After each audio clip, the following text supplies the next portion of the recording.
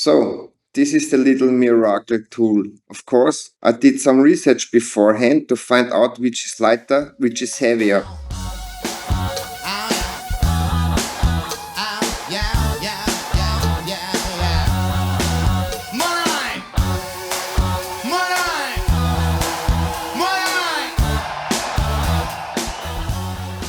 I wish everyone who is watching this a wonderful morning day if you're watching already in the morning.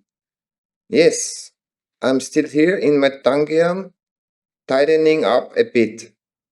And today is the big day for me to see if I've packed everything I need for it. We'll find out. Greetings to the girls, hello to the boys. I like it when my tools are so neatly organized at the beginning. I don't know, maybe it's a quirk or maybe it's sensible. How do you handle it when you have to do repairs in the field? I look forward to your comments. As I said, everything is cleared away.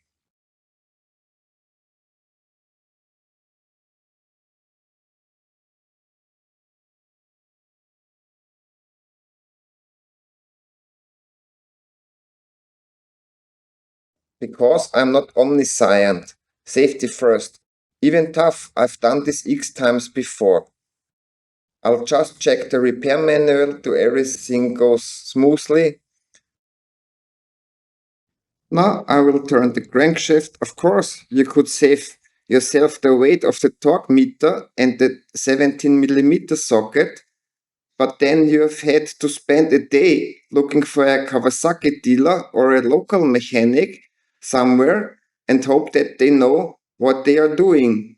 I'd rather do it myself. And I think that if you can read and know how to tighten and loosen a screw, then you can definitely do things like this yourself. It's just a pain when you're riding a twin cylinder because then you have twice the work. I remember with the KTM, it was a nightmare having to push the radiator forward.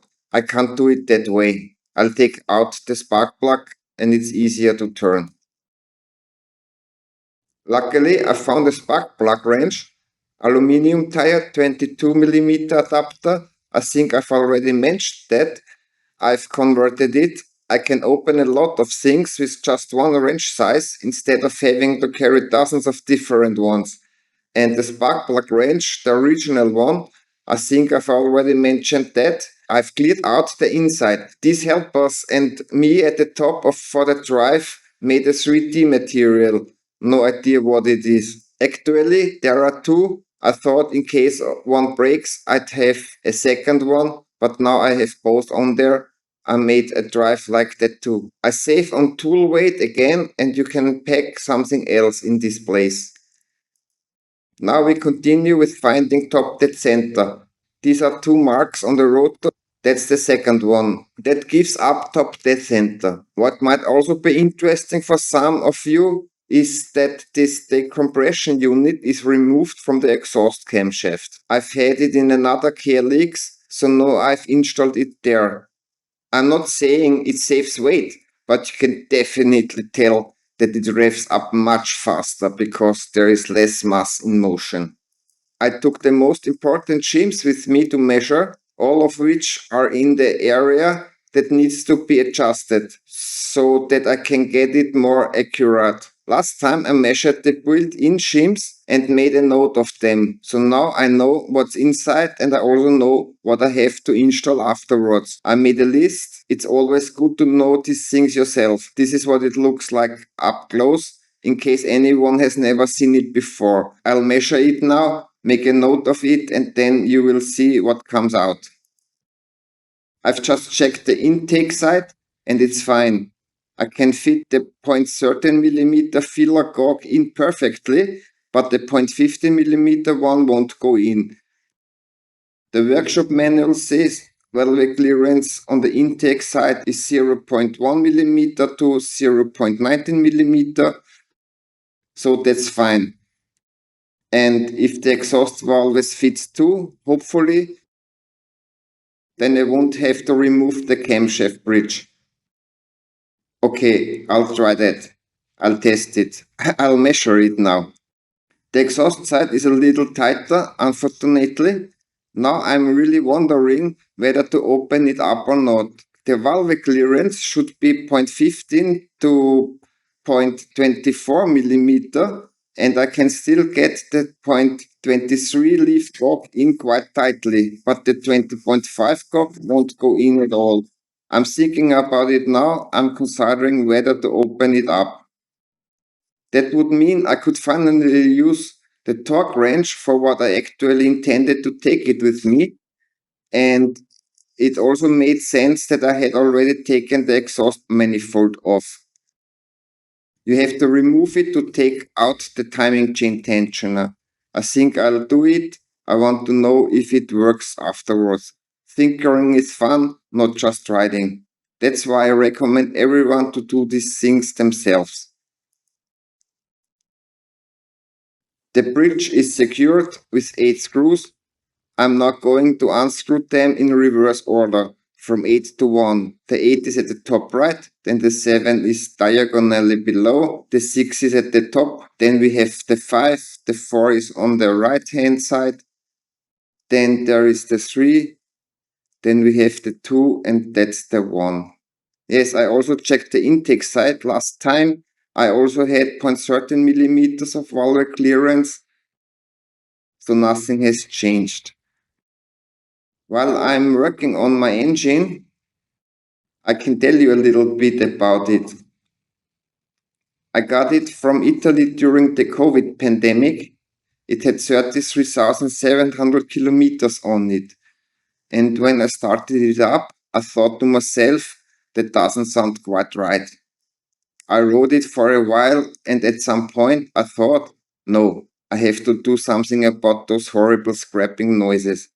Then I took the cylinder off and the piston, which had a tolerance of, I don't know, a millimeter to the liner, was rattling around in there like crazy. The piston ring were already so thin and sharp edged, it squeaked and rattled like crazy.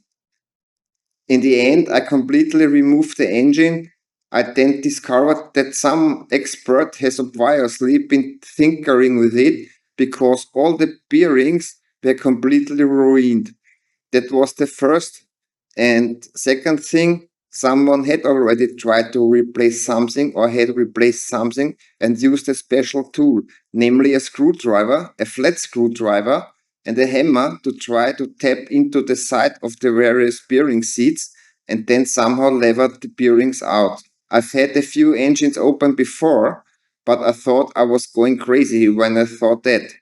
Well, new bearings, new gasket set, seals, new, and so on. I installed a Far East 300cc cylinder. I did that, I don't know, at 36,000 kilometers. I think according to the speedometer, I took the engine apart and did the whole thing. What else did I do? I installed EBC clutch discs with the corresponding slightly firmer, stronger clutch springs. Then at some point later, I replaced the camshaft. I then removed the entire AR air cleaning system because a kilo of sugar in a liter of water is still a kilo of sugar, even if you pour it into 1000 liters of water. A kilo is still a kilo of sugar. And that's why I think, at least with the moped, it just pumps in a bit of fresh air to dilute the exhaust gases. The exhaust gases themselves remain the same, so it's completely pointless. So I removed it to save weight, and you also get a bit more space with all the hoses gone.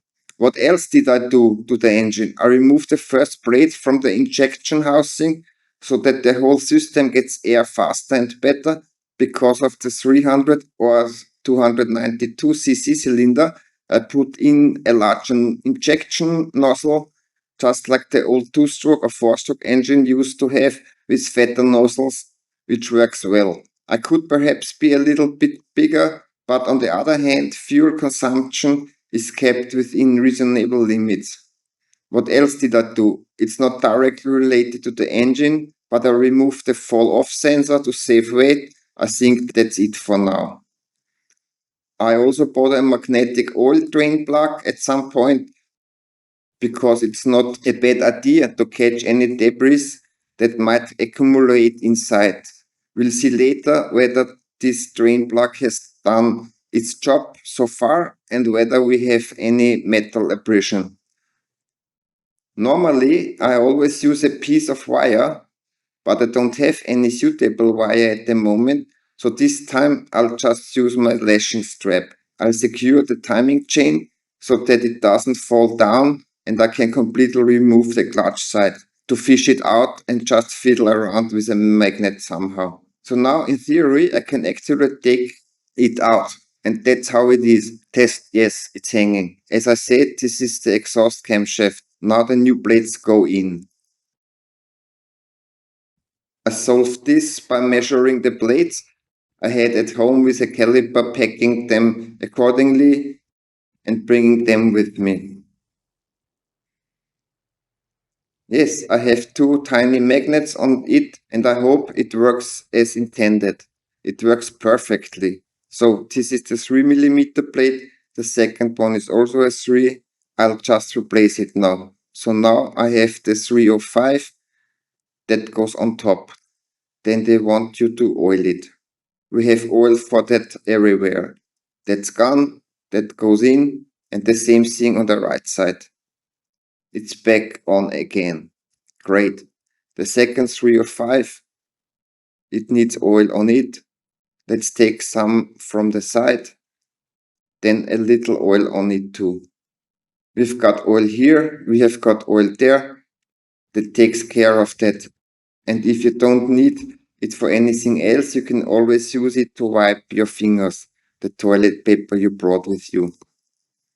Now the camshaft goes back in, but I have to look from over there because then I can see how it fits. Now I'm fiddling back in the exhaust camshaft, put it in for me for now. Everything is marked there anyway. In, out, X, of course, not out. Past the chain, I think you have to lift it out. That's a bit more fiddly, of course. Always keep it under tension. That's not bad. The workshop manual also specifies how many chain links there should be from there to there. Then you know that the camshafts are incorrectly. Hopefully, I'll get it right again. No, definitely not like that. Maybe like this. That doesn't look too bad, but I could be that the intake needs to go one more chain link further. Let's check again what it says. That's right. There are 32 chain links from the exhaust side to the intake side, and that's how it should be. That means it can be removed. Now I'll get the bridge, put it on, and then everything will be as good as secured. I'll do that from that side now. Once it's on, I screw it down lightly by hand, all 8 pieces, and then I use the new special tool. I'm really looking forward to it. I just think it will be a bit tight to get it all in there, but I'll manage somehow. So, this is the little miracle tool. Of course, I did some research beforehand to find out which is lighter, which is heavier, whether to use a classic torque wrench or this thing. And for bicycles, they are actually something a little lighter. Then we have to remove the plug so we can get to it. And the thing starts beeping at 80%, and then some light starts flashing. When the torque is reached, it beeps and everything lights up. You just have to make sure you press down fairly straight from above. Yes, now we have 12, 10, now we have 11.1. It's relatively tight, and I don't know if it will work on every engine in terms of space. Now we'll do the 5. That's on the far right, so to speak, place on the far right, the 5, at least for me. And we have the 12. I think the 6 is opposite on the far left. That would be where we probably can't go to it probably. I just have to try it at home. Of course, that's also culpable and I vow betterment. If there is no space, you have to make space.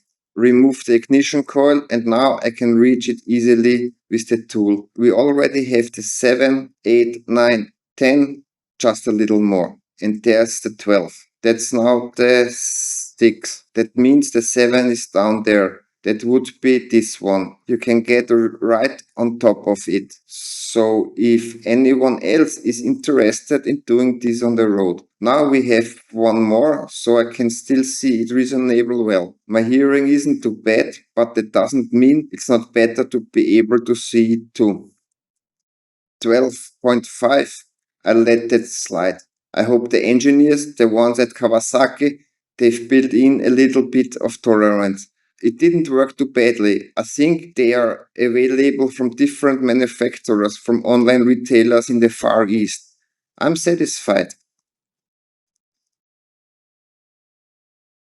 I'll screw in the lower chain tensioner. I've already screwed the ignition coil back on. I've also reconnected the plug connection. Then I can put the upper one in and take a look. Then I'll turn it once or twice. Then I'll see if the valve clearance is actually what it wanted to be.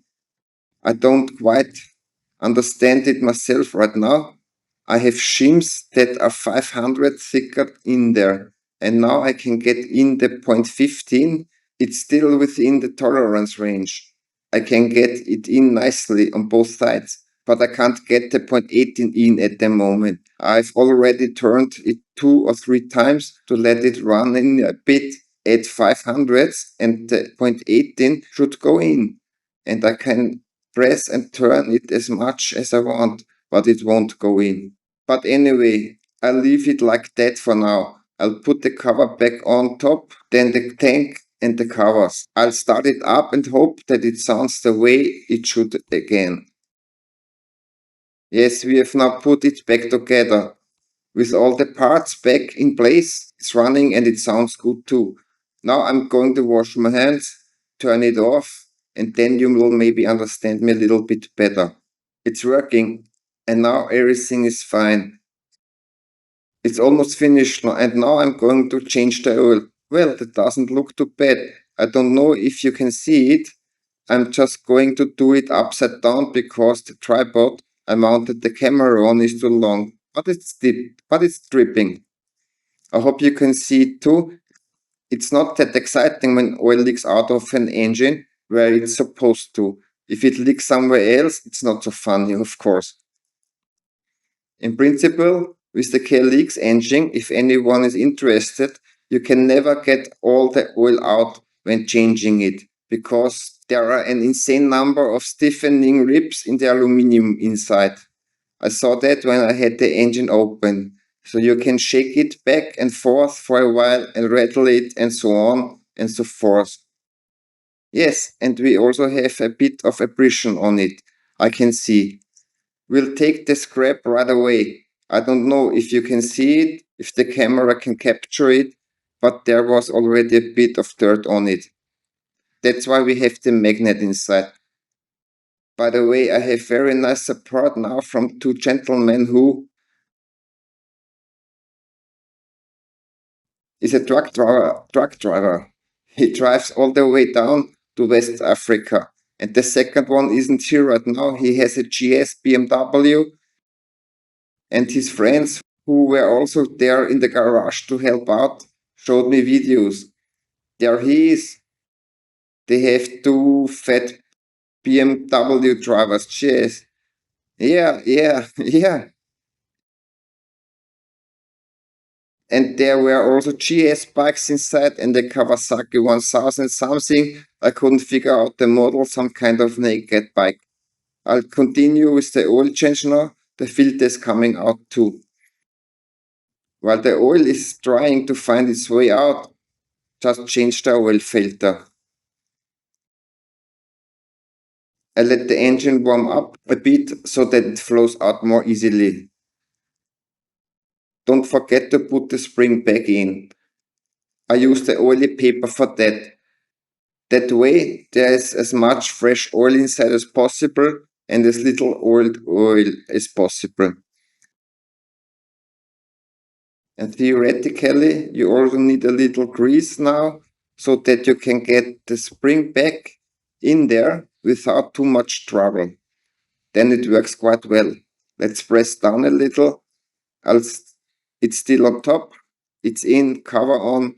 I always tighten it a little and then tighten the second one a little. And then once again, it is in place and fits. You can tighten it a little more. Don't overdo it tough, as aluminium doesn't like that at all. And now we just have to pour in the good black liquid. The rest stays on your finger. Tinkerers know this, and non-tinkerers should find out. Well, let's pour in the first liter, a normal 10W40 standard oil. I hope I can get it in there without spilling too much. So I pour in the liter, then I give it a short run, and then we fill up the rest with the second half-liter can. According to the manual, it should be 1.3 liters because the engine was not completely dry. If anyone has any ideas or thinks they know of something much smarter, better, or more practical that will help all of us who do our own tinkering and off-roading, please comment. That would be really great for the motorcycle rally. There are fewer and fewer people who still know how to tinker. I've now filled up the second container, which was another half liter. So now I have about 1.5 liters of oil. Yes, depending on how it is at the moment, it might be just right, or it might be too much or too little. Well, that was the whole work. The moped is ready. The fairing's on. There's no need to document that. It's just assembly work again. Put the luggage on, maybe wash your hands. If able to do somewhere, then we'll continue today. After a busy day, we are now rewarded with traditional Algerian food from the region. And now it's coming. It looks a bit like, I don't know, moussaka or something like that. That's the cook, the other cook, and that's a traditional Algerian food. I'll do a big lap over the top so that people aren't disturbed while they are eating. And this is what it looks like. I'm really incredibly excited. There's pasta. I don't know. I'm already looking forward to it. I don't usually do food stories like this, but it's really cool. As beautiful as the city was, and above all, as helpful and extremely easy as it was an amazing experience. Even now, with the local food, baguette, kind of like street food, I'm still leaving late in the evening, riding towards the trail onto the main road for a bit, so that I can pack up my tent tomorrow morning and finally continue south. Because my tour has basically ended from east to west, and now it continues south.